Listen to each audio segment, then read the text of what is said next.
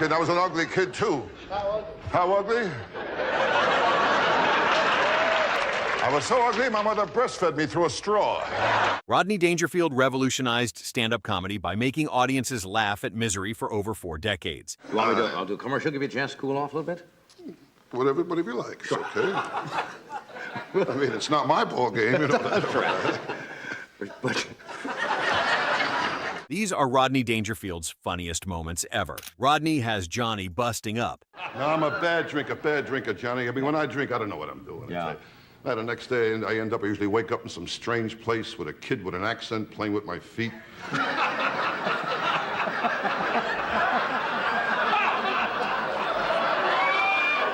Weird, doctor. Oh, weird. I'll tell you, Johnny, life isn't easy. Not easy life. Tough life. Tough life. Today's been a terrible day, too. Has it really? Got up this morning, picked up my shirt, a button fell off. Picked my briefcase, the handle fell off. I'm afraid to go to the bathroom. What do you want to do now?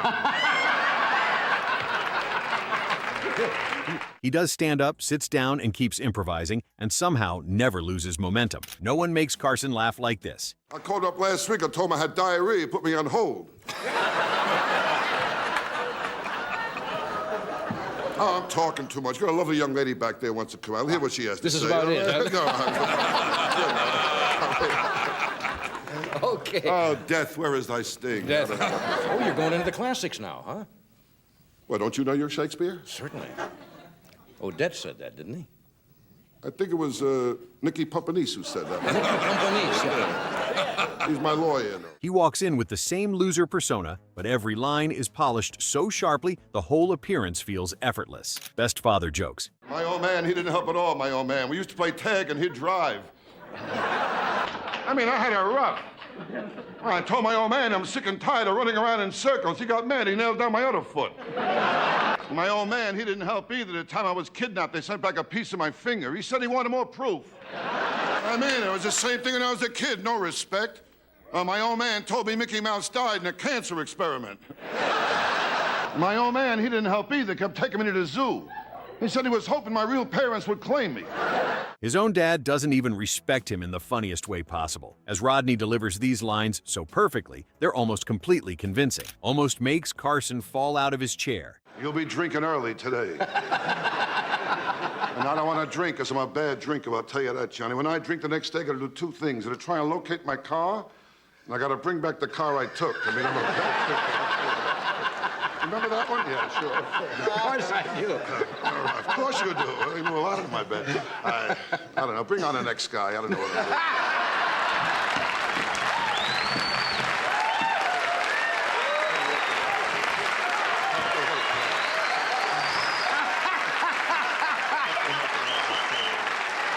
He sounds completely fed up with ordinary life while describing things that are anything but ordinary as his complaints keep escalating. Johnny later revealed, "I fought to stay in my chair that moment. Can't keep up with nonstop one-liners." Yeah, I did a show last week for a bunch of teenagers. And these kids carry on today. You can't tell boys from girls. I mean, the girls that wear slacks, fellas let their hair grow. I was talking to someone here. I said, look at that teenager. What's that, a boy or a girl? He said, that's a boy. That's my son. I said, sure, you knew you're his father. He said, I'm not his father. I'm his mother. After a while, I don't know who to believe anymore. Well, the other day I was in my bank. They got signs all over there. At this bank, you have a friend. Last month, I was 2 payments behind. My friend took away my car. He barely lets the audience recover before the next punchline lands, making the whole set feel like it's gaining speed. Dangerfield has Dom DeLuise rolling on the floor in 1974. Thank heaven I'm doing okay today, and I had a tough few years, you know. Yeah, So I paid a lot of dues, Johnny. Worked a lot of tough joints. You know, Fonzo's Knuckle Room. Remember that? Fonzo's Knuckle Room? Oh, he was tough, Fonzo, was he tough. Oh, Fonzo, he's the first one. He started acupuncture, you know. Yeah, with an ice pick. Oh, he was tough.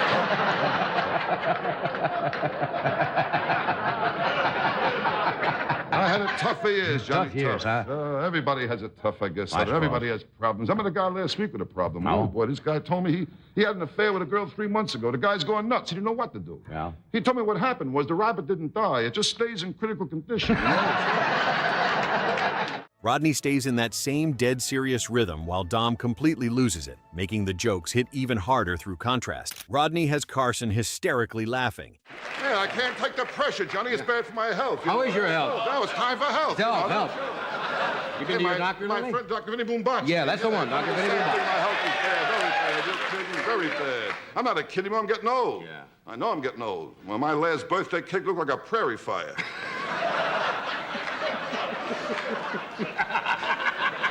You know how it is. I know I'm getting old. At my age, I want two girls at once, you know. Yeah. Yeah, if I fall asleep, they got each other to talk to. What's new with you?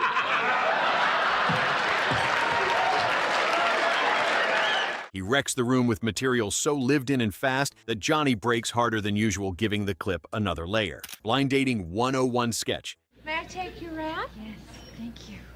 Thank you. May I check your game board? Oh, thanks. Keep it. It cost me a fortune, you know what I mean? Hey, but take this for yourself, okay? Here, take this too in case you change your mind, all right? Yeah, I'll tell you, for a blind date, I never expected a dish like you know? Oh, yes, and I'll have to thank Tom for bringing us together. So you say you were a friend of Tom's. How did you meet him? It was on a blind date. Hey, this is a good joint, expensive. That way to keep out the lowlife, you know what I mean? Yeah, I know exactly what you mean. Hey, honey, do me a favor. I got an itch back. Will you scratch my back? Get it over here. This is one of his funniest sketch pieces because it takes his social hopelessness and puts it into a situation where he can only make things worse. Final Carson appearance in 1992. Last week I told my wife she was lousy in bed. She went out. She got a second opinion. I tell you, with my wife, our relationship is always on and off. Every time I get on, she tells me to get off. And I tell you, the trouble with me is I'm not a good-looking guy. Well, I open the front door on Halloween, kids give me candy. Are you kidding? I know I'm ugly. I asked the bartender to make me a zombie, told me God beat him to it. Part of what makes this one special is the extra weight around it, but the performance still holds up on laughs alone, as Rodney sounds older, yet the timing is still sharp. Rodney destroys Ed Sullivan's set. This is one of the clearest breakthrough moments in Rodney history, as the no-respect worldview is already there, and he's delivering it with confidence that feels earned rather than polished for TV. I can't relax. Now, I tell you, I'm all right now, but last week I was in rough shape, you know? Now, last week I told my wife I needed a home improvement loan. She gave me $1,000 to move out. I'll tell you, my wife, there's always something, you know? Well, the other day I called her up. I said to her, honey, I've been thinking about the last time we had sex. I'm getting excited. She said, who is this? I'll tell you, my wife, she never went for me. Well, the first time I called her up, she told me, come on over, there's nobody home. I went over, there was nobody home. My wife, she drives me nuts. Oh, she was afraid of the dark, she saw me naked, now she's afraid of the light. As a short-form moment, this is almost unfairly effective as Rodney takes a tiny human complaint and turns it into a whole identity crisis in seconds. Has Dean Martin in stitches in 1972? My wife, she don't give me no respect, you know? No respect at all. Every time I set the alarm, she turns it off. She says, well, I earn it, don't pay to get up.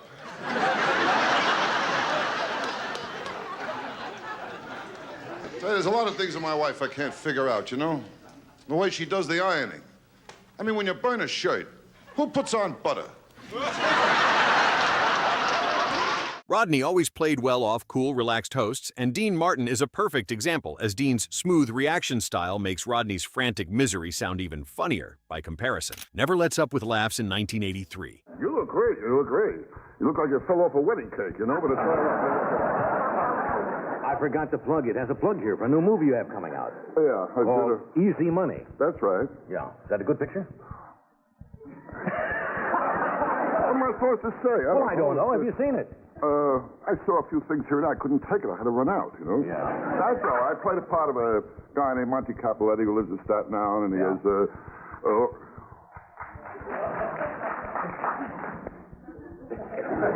This one is shorter, but it's all gas, as Rodney moves from one humiliation to the next so quickly that the audience barely has time to settle into a single subject, making the whole clip feel denser than it looks on paper. Best ugly jokes. Hey, kid, I know I'm ugly. I stuck my head out the window, got arrested for mooning.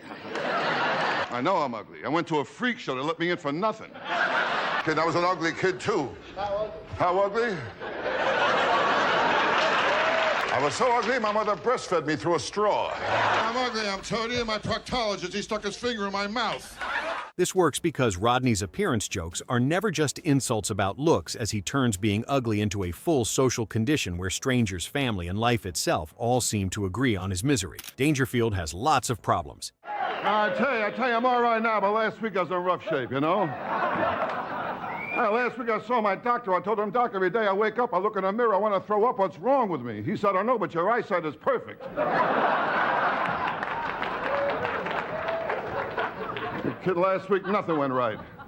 I bought a Japanese car. I turned on the radio. I don't understand a word they're saying. Anyway, with me, nothing comes easy. Well, the other night I went to kiss my daughter goodnight. She told me she had a headache.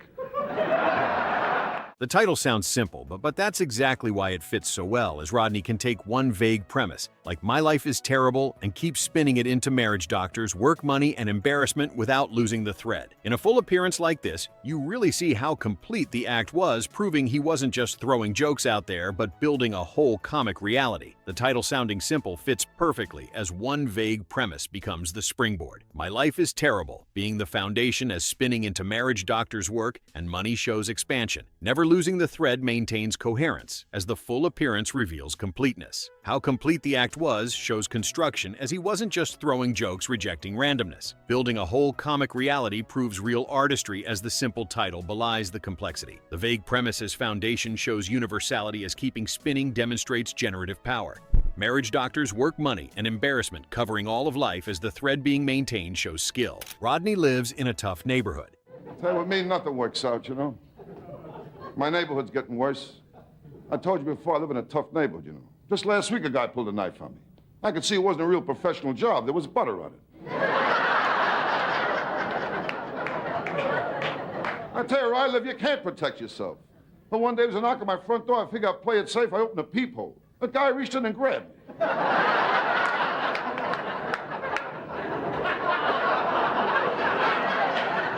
I tell you, my building is nothing but robberies.